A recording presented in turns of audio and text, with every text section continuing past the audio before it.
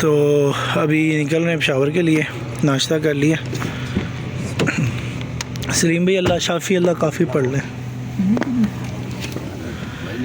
یہ ہمارے سلیم بھائی ہیں، اور سلیم بھائی آرمی سے ریلیٹڈ ہے۔ آرمی میں آپ کا کیا رول تھا سلیم بھائی؟ اس میں نیوی میں زبردست، ہمارے ایکٹیو مین سوری، ماشاء اللہ 60+ ایج ہے نا آپ کی ماشاء اللہ۔ کے قریب اچھا نہ یار، جھوٹ نہ بولیں یار۔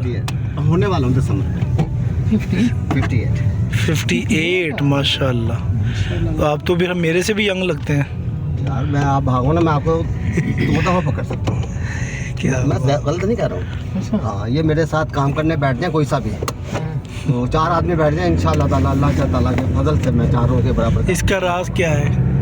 راز یہی ہے کہ میں اپنے خوراک کا خیال رکھتا ہوں، یعنی کہ اب تو میں یہاں پہ بڑی بد پرہیزی کر رہا ہوں۔ زیتون کا تیل استعمال کرتا ہوں میں انشاءاللہ کھانے میں بادام پستہ۔ تو اللہ تعالیٰ نے یہ ایک ہمیں یاد دہانی کروائی کہ ابھی تم کچھ نہیں جانتے تھے، میں نے تمہیں علم دیا، اور جو علم دیا وہ کس کو؟ جانور کو، انسان کو نہیں دیا۔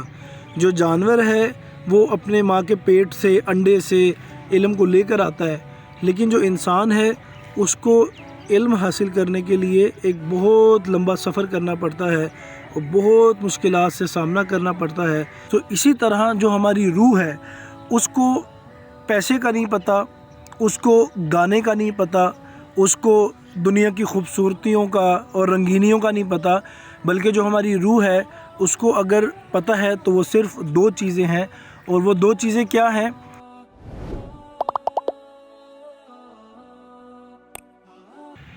السلام علیکم دوستوں، امید ہے کہ آپ تمام حضرات خیر و عافیت سے ہوں گے۔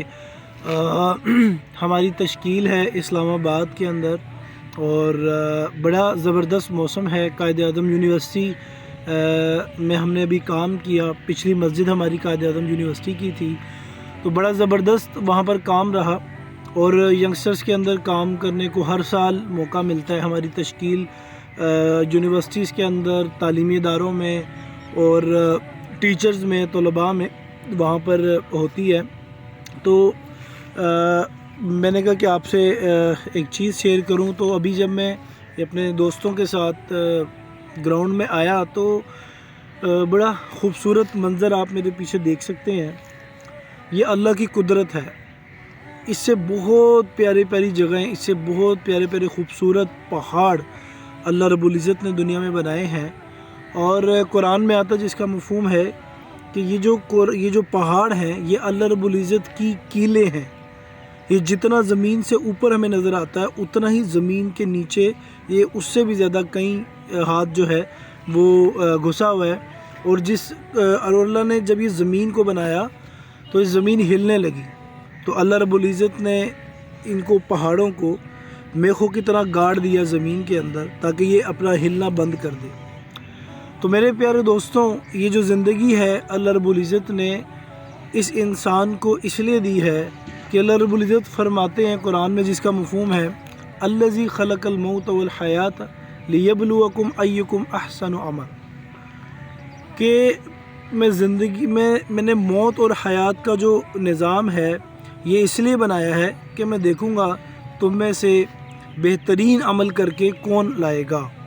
یعنی یہاں پر اکثر یہ توجہ جاتی ہے، بہترین عمل یعنی انسان کا نماز اور فرائض کا ادا کرنا تو ہے ہی، یعنی عمل کو چھوڑا نہیں جا سکتا، عمل تو کرنا ہی ہے، لیکن اس کو خوبصورت بنا کر کیسے لانا ہے یہ انسان کو دین کا علم سکھاتا ہے۔ ایک علم ہوتا ہے کہ جانور کا علم، یا ایک علم یہ ہے کہ گھر کیسے بنانا ہے، پراپرٹی کیسے بنانی ہے، جہاز اور کیسے بنانا ہے، اور خوبصورت کمرہ کیسے بنانا ہے، آفس کیسے ڈیزائن کرنا ہے، اور جو ہے وہ مال کیسے بنانا ہے۔ یہ سارے یہ جو علم ہے یہ انسان کے پاس ایک ایسا علم ہے جس کو انسان جو ہے وہ صرف دنیا تک استعمال کر سکتا ہے۔ تو اللہ تعالیٰ نے انسان سے زیادہ علم جانور کو دیا، اور جانوروں کا علم جو ہے وہ اگر آپ غور کریں، جیسے ہمارے علماء بیان کرتے رہتے ہیں کہ جو جانور کا علم ہے، اور قرآن میں بھی آتا ہے جس کا مفہوم ہے کہ اللہ نے تمہیں تمہاری ماں کے پیٹوں سے نکالا، تو اللہ تعالیٰ نے یہ ایک ہمیں یاد دہانی کروائی کہ بھی تم کچھ نہیں جانتے تھے، میں نے تمہیں علم دیا۔ اور جو علم دیا وہ کس کو؟ جانور کو، انسان کو نہیں دیا۔ جو جانور ہے وہ اپنے ماں کے پیٹ سے، انڈے سے علم کو لے کر آتا ہے، لیکن جو انسان ہے اس کو علم حاصل کرنے کے لیے ایک بہت لمبا سفر کرنا پڑتا ہے اور بہت مشکلات سے سامنا کرنا پڑتا ہے، پھر وہ انسان اس علم کو حاصل کرتا ہے۔ اگر وہ علم صحیح ہوگا تو اس کا استعمال صحیح ہوگا، اگر وہ علم غلط ہوگا تو اس کا استعمال بھی غلط ہوگا، اور جب علم کا غلط استعمال ہوگا تو پھر اس سے نکلنے والے نتائج جو ہیں وہ غلط بن کر پیش آئیں گے، پھر معاشرہ خراب ہوگا۔ تو بگڑتا جب علم ہے تو پھر انسان بگڑتا ہے، پھر معاشرہ بگڑتا ہے۔ جب اس انسان کا علم صحیح ہوتا ہے تو پھر معاشرہ بنتا ہے، حالات بہتر ہوتے ہیں۔ جو چونٹی ہے اور جو یہ، بلکہ اگر آپ یہ دیکھیں کہ جو شیر ہے اس کے سامنے آپ گھاس رکھ دیں، کوئی اس طرح کی چیز رکھ دیں جو اس کی فطرت میں نہ ہو، وہ کھائے گا نہیں۔ بکری ہے، اس کے سامنے آپ چاول کی پلاؤ رکھ دیں، آپ بریانی رکھ دیں، وہ نہیں کھائے گی، زبردستی بھی کھلائیں چھوڑ دے گی۔ اور اسی کے ساتھ ساتھ اگر آپ جو ہے وہ دیکھیں کہ جو مرغی ہے اس کے انڈے میں سے جب چوزا نکلتا ہے، اور وہ جب چوزا اپنی چونچ مار کے باہر آتا ہے، اسے کون ایک ہستی ہے، کون انسان ہے یا کون سا ادارہ ہے جو اس کو بتاتا ہے کہ انڈے میں سے یوں چونچ مار کے تم نے نکلنا ہے، اور چند ہی عرصے بعد وہ پتھر کو الگ اور باجرے کو الگ کر کے کھاتی ہے۔ یہ سارا جو علم ہے یہ اللہ رب العزت جانور کو دے کر دنیا میں بھیجتے ہیں۔ تو دوستوں، جو علم ہے وہ انسان کو سیکھنا پڑتا ہے اور لینا پڑتا ہے۔ تو ایک ہے کہ انسان کا وہ علم جو انسان کو انسان بناتا ہے اور اللہ سے جوڑتا ہے۔ تو جو اللہ کا دیا ہوا علم ہے وہ جانور تو جانتا ہی ہے، لیکن انسان کو جو ہے وہ سیکھنا پڑتا ہے۔ اور وہ علم کون سا ہے؟ وہ علم کہ جس کے اوپر انسان کے چین اور سکون کی بنیاد ہے، اور وہ علم جس کا جو بنیاد ہے وہ جنت اور دوزخ پہ ہے، اور وہ علم جو انسان کو اللہ سے ملاتی ہے، اور انسان ہونے کا یا اللہ کا جو ہمیں پیدا کرنا ہے دنیا میں اس کا حق ادا کیسے کر رہا ہے، وہ علم ہے۔ اور وہ علم انسان کو ڈھونڈنا پڑتا ہے، اور وہ علم جو ہے وہ انسان کو سیکھنا پڑتا ہے۔ تو اس کے لیے جو ہے وہ انسان کو علم ہونا چاہیے۔ ایک انسان جو ہے وہ اس کو پیسوں کی ضرورت نہیں ہے، اس کو جو ہے وہ ایک امیر ترین انسان ہے، لیکن اس کو اگر پیاس لگی ہے، اس کو اگر بھوک لگی ہے، بھوک کی شدت ہے، پیاس کی شدت ہے، تو وہ کسی کو کہے کہ مجھے پانی پلاؤ، اور وہ اس کو جو ہے وہ سونے چاندی کے زیورات عطا کرے، تو وہ کہے گا بھائی مجھے پیاس لگی ہے، مجھے پانی پلاؤ۔ تو انسان کی جو جسم کی جو ریکوائرمنٹ ہوتی ہے وہ جب تک پوری نہ ہو تو سونا چاندی، پہاڑ اور یہ بڑے بڑے خزانے انسان کو اچھے نہیں لگتے، کیونکہ اس کے جسم کو ضرورت ہے کس چیز کی؟ پانی کی یا بھوک کی۔